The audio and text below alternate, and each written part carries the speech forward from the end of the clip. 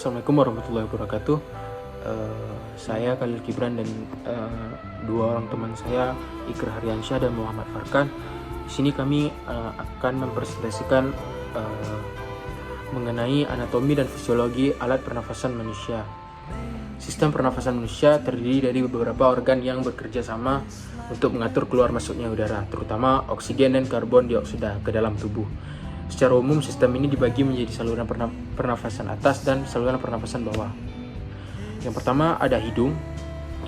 Hidung mempunyai nama ilmiah yaitu nasal cavity, yang dimana hidung adalah pintu masuk utama udara dalam sistem pernafasan. Di dalamnya terdapat rambut halus dan lendir yang menyaring debu serta kotoran. Hidung juga berfungsi untuk menghangatkan dan melembabkan udara sebelum diteruskan ke faring.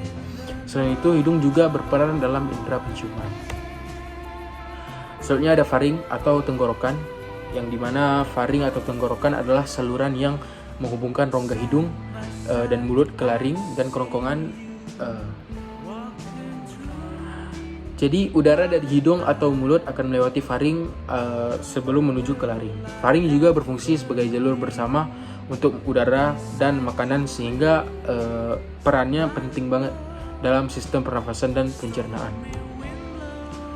Selanjutnya ada trakea, yang dimana trakea itu bagian dari sistem pernafasan kita, lebih dikenal juga sebagai batang tenggorokan. Bentuknya kayak tabung berongga yang terbuat dari jaringan tulang rawan, yang dimana fungsinya untuk menghubungkan laring atau pangkal tenggorokan ke bronkus yang masuk ke paru-paru. Nah, selanjutnya ada laring atau kotak suara, yang dimana laring atau kotak suara adalah saluran udara yang terletak setelah faring dan sebelum trakea, dimana di dalam laring ini terdapat pita suara yang memungkinkan manusia berbicara. Laring juga memiliki epiglotis, yaitu katup yang menutup saluran udara saat menelan, agar makanan tidak masuk ke saluran pernafasan.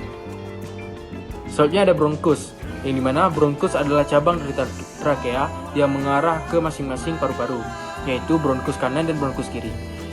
Bronkus berfungsi menyalurkan udara dari trakea ke paru-paru. Di dalam paru-paru, bronkus bercabang lagi nih menjadi saluran yang lebih kecil yang disebut bronchiolus. Dinding bronkus juga dilapisi dengan lendir dan silia untuk menangkap partikel asing dan membantu menjaga kebersihan saluran udara. Nah, selanjutnya ada bronchiolus, adalah cabang-cabang kecil dari bronkus yang terdapat di dalam paru-paru. Saluran ini tidak memiliki cincin tulang rawan seperti bronkus, tapi tetap berfungsi mengalirkan udara menuju alveolus. Jadi bronchiolus ini sangat banyak dan berukuran kecil, serta berperan penting dalam mengatur aliran udara dan distribusinya ke saluran bagian paru-paru. Selanjutnya ada alveolus. Alveolus yang berarti alveoli adalah kantong udara kecil yang terletak di ujung bronchiolus. Disinilah terjadi pertukaran gas antara oksigen yang masuk ke dalam tubuh dan karbon dioksida yang dikeluarkan. Namun dinding alveolus ini sangat tipis dan dikelilingi oleh kapiler darah, memungkinkan pertukaran gas berlangsung dengan efisien. Alveolus ini juga memiliki banyak permukaan yang memperbesar area pertukaran gas dan membantu proses pernafasan tubuh. Nah, selanjutnya ada paru-paru atau pulmo nih, bahasa Latinnya. Adalah organ utama dalam sistem pernafasan yang bertugas untuk pertukaran gas antara oksigen dan karbon dioksida. Terdapat dua paru-paru di dalam tubuh manusia, yaitu paru-paru kanan yang memiliki 3 lobus dan paru-paru kiri yang memiliki 2 lobus. Karena harus memberi ruang bagi jantung. Paru-paru dilindungi oleh selaput tipis yang disebut pleura, yang dimana fungsi utama paru-paru adalah menyerap oksigen dari udara yang mengeluarkan karbon dioksida yang dihasilkan oleh tubuh.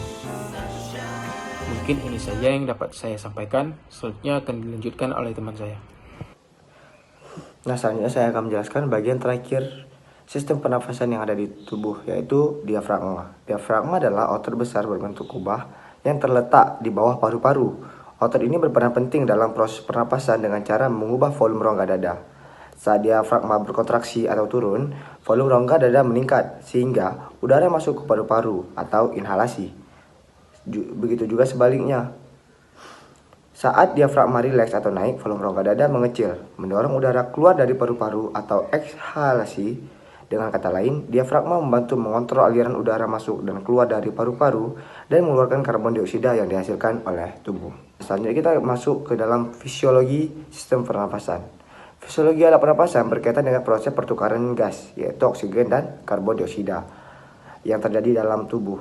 Proses ini dimulai saat udara masuk melalui hidung yang kemudian melewati faring, laring, dan trakea.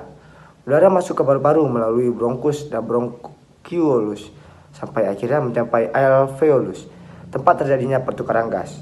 Oksigen dari udara masuk ke dalam darah melalui dinding tipis alveolus, sementara karbon dioksida dari darah dikeluarkan ke dalam alveolus untuk dibuang keluar tubuh saat kita menghembuskan nafas. Diafragma, otot dalam pernapasan, membantu mengontrol pergerakan udara dengan mengubah volume rongga dada. Proses ini terjadi secara otomatis dan terus-menerus, memastikan tubuh mendapatkan oksigen yang dibutuhkan dan mengeluarkan karbon dioksida. Nah teman-teman, kita masuk ke dalam bagian akhir, yaitu kesimpulan. Sistem pernapasan manusia terdiri dari organ-organ yang bekerja sama untuk memastikan tubuh-tubuh mendapatkan oksigen dan membuang karbon dioksida udara melalui hidung, melewati saluran pernapasan seperti faring, laring, trakea, bronkus, hingga mencapai alveolus di paru-paru. Di alveolus terjadi pertukaran gas antara udara dan darah.